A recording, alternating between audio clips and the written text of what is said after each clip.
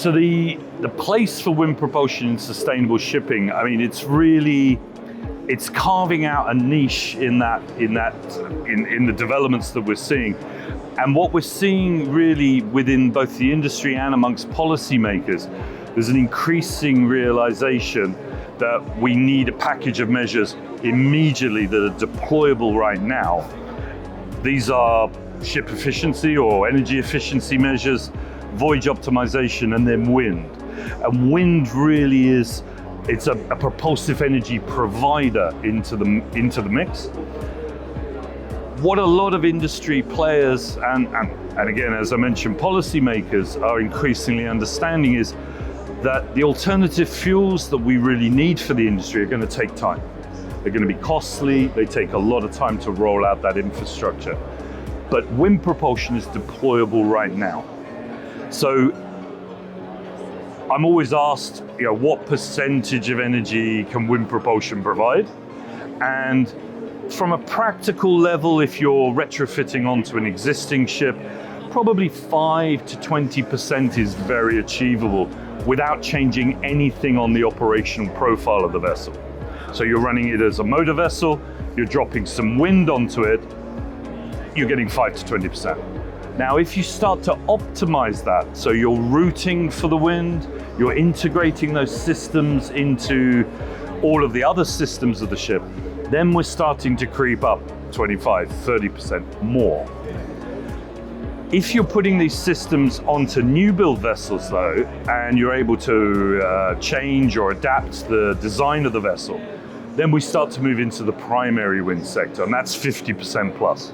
And effectively, you can run a ship 100% on wind, but you can't do it all the time because there's not always wind all the time. But you may be able to, as that paradigm shifts, you'll get too much wind or you'll not get enough wind. And when you get too much wind, you can capture that with wind turbines, counter-rotating your propellers if you have an electric drive, and you can actually generate power, electrical power onto the vessel to be used either directly or made into fuel to be used when the wind isn't blowing.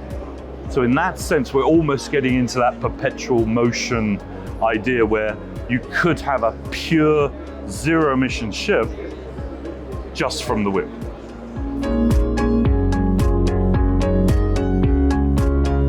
So the marketing trends or the market trends, if I give you a little snapshot of where we are at the moment, we have 62 ships which are installed. So these are large ships above 400 GT.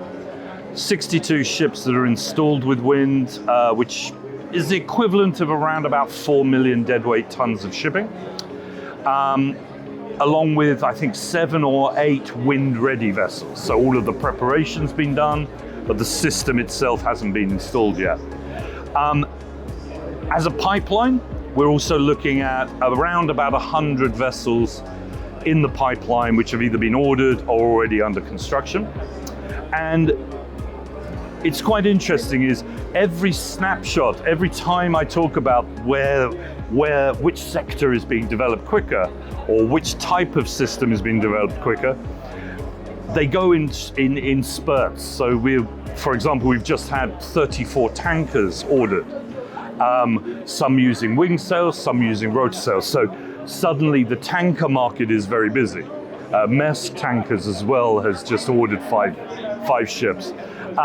Prior to that, it was the bulker sector, we were seeing a lot of movement in. So we're starting to get those fleet orders coming in, which kind of skew the numbers for the next few months until the next fleet order comes in. But basically, tanker sector, the bulker sector, general cargo and ro-ros, those are the 4 sectors which are growing quite quickly. The container sector is a little bit slower because it's a little bit higher hanging fruit with a lack of deck space for deck installed systems. So if we're able to use off-deck systems like kites, possibly containerized systems, then we may see a boost for container ships, and especially new builds for container ships would likely to be going forward. What we're then looking forward to, projecting out to about 2030 and beyond, we're looking at doubling the number of ships each year. So effectively over 100 by the end of this year, 2025, 200 the following year, 400, 800 and so on. So by about 2031, 2032, we should be reaching the EU forecast of around about 10,000 ships. Pushing that out to 2050, the UK Clean Maritime Plan actually predicted or forecast 40 to 45% of the fleet being installed with wind. We think that's conservative. We could go much higher than that. Incentives are always quite interesting. So, of course, big bags of money is always a nice incentive for any business.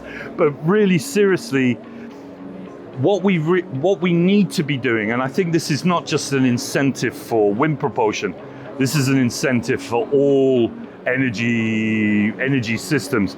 We need to have a level playing field, both in policy and price. I'll start with price. Effectively, currently, our fuel prices are extremely low. We subsidize either directly or indirectly by not paying for climate impacts, pollution, and so many other externalities. So actually our market price is an artificial price. We should really be looking at the total cost of both the fuel choices we make and also the total cost of ownership of new technologies. If we do that, and it's evenly done across the field, actually wind wouldn't need any help because we are using a zero cost energy source. So we're highly competitive. But unfortunately, at the moment, most of our alternative fuels and the fossil fuels are massively subsidized or are not paying for their pollution. So in that sense, we should be incentivizing wind by giving some kind of leveling or equivalency factor. And a good example of that is the Fuel EU Maritime, which gives us a 1 to 5% wind reward factor for installing wind. So this is a small benefit, but actually quite substantial already. What we're looking for is really, though, an equivalency with other energy sources. So the fuels that are being used, wind, if we're delivering 20%, we should be getting a 20% notation for it being zero emissions. And on that note, I should mention it's zero emissions. It's not just zero GHG emissions, and that's really critical. The other side on policy, of course, some form of levy or fee-based system, which includes wind, would be absolutely fantastic. And of course, at IMO, that's exactly what's on the table and what's being discussed. The technical measures, incentivizing the uptake of low or zero emissions options through a technical measure like the GFS or the GFI. Again, recognizing wind into that system as an energy provider, that immediately creates that level playing field. And once there's a level playing field, wind propulsion, we have robust technologies, they're safe, they're class certified and ready to come off the shelf to be installed onto ships. So I get a magic wand, yeah? Okay.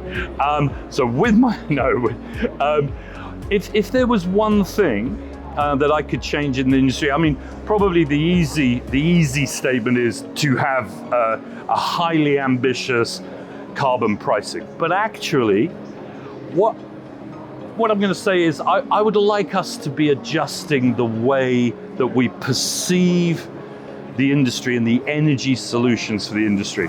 And a fantastic way to do that would be to change the baseline that we use. We often use a baseline on the fossil fuels and the existing functions of the ship. And we say, oh, this is better than we have today. Or it's a bit worse than we have today. But actually, if we started at the beginning, if we just said, okay, this is a new industry, let's create a baseline. we would use the zero cost, zero emissions baseline and say, this should be our first choice, and everything else is maybe a more expensive choice or a less good choice for the environment. And that would be wind. And we are the only industry that can use wind directly without transforming it into electricity or anything else. We can use it to move ships. So we have a fixed price at zero for the energy. Technology costs money, but the energy. And it will be zero emissions forever. So let's change that baseline. That would change the perspective. We say wind onto everything that we can, and then we step back from that in the future. So if I had my magic wand, that's what we would do. Is it likely? I doubt it. Thank you.